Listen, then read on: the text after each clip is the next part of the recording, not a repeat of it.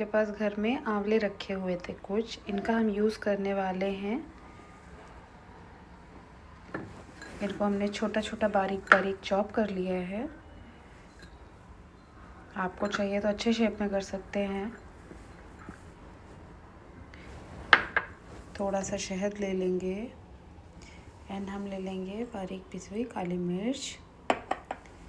फिर हम क्या करेंगे, हमने एक जार में इसको डाला, शहद के साथ मिला करके